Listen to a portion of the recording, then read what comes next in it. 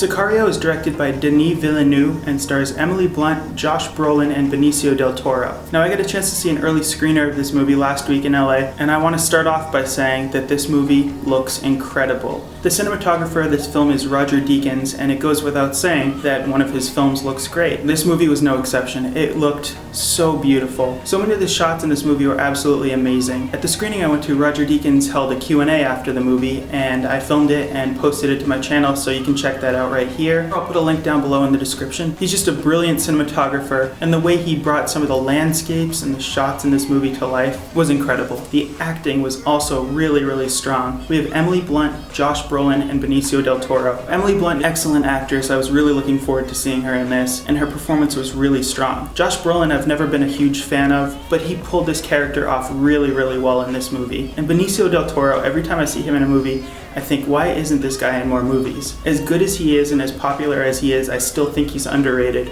and his performance was my favorite in this movie. Another thing I loved was the action. The action sequences were unbelievable. It was a mix between the shots, the directing, and the editing, and all three meshed together perfectly. Some of the scenes were so intense, and they brought out so much tension. It was so well done technically and so effective. It put us right in the scenes there with the characters, and we really felt the danger from scene to scene. Now, the negatives. I did leave the theater feeling like the story was a little bit weak. I'm not sure if it was just that the direction and the cinematography and editing was so great and at such a high level that the story didn't live up to it, or that the story just wasn't very strong overall. So for the first half of this movie, Emily Blunt is brought along on this journey down to El Paso, Texas, and she's in the dark. She doesn't know why she's there, why she was selected by Josh Brolin and his team, and she's confused. In turn, the audience is confused with her. We don't know why she's there, and it was just a little bit frustrating to me that almost half of the movie was spent with Emily Blunt looking confused, trying to figure things out, asking, why am I here? What are we doing here? Having that in the story wasn't very effective to me, and it could have been used as a tool for mystery, an effective tool to have us wondering and guessing what's going on and try to pick up clues here and there and put the pieces together, but it wasn't presented that way. It was just, come along for this journey, we're not going to tell you anything, you'll figure it out soon enough. So by presenting it that way, I lost some interest in the movie. After a while, I didn't really care why she was there for this mission. And something else I'd say, I'm kind of nitpicking here, I did overall enjoy the movie, but there were parallel stories throughout the film. We would follow Emily Blunt's character Kate for the majority of the movie, and then every so often we would follow this family down in Mexico.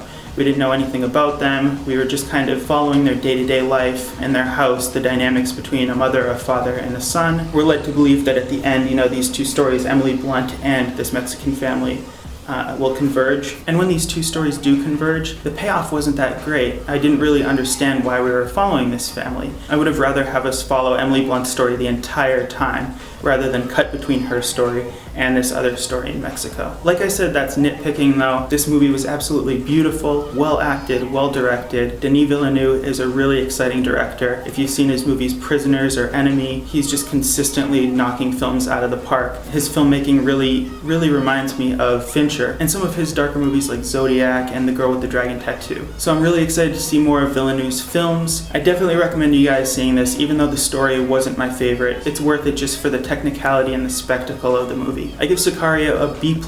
Again, if you want to see that Q&A with cinematographer Roger Deakins, you can click right here. Subscribe down below to see more videos like this, and I'll see you guys soon.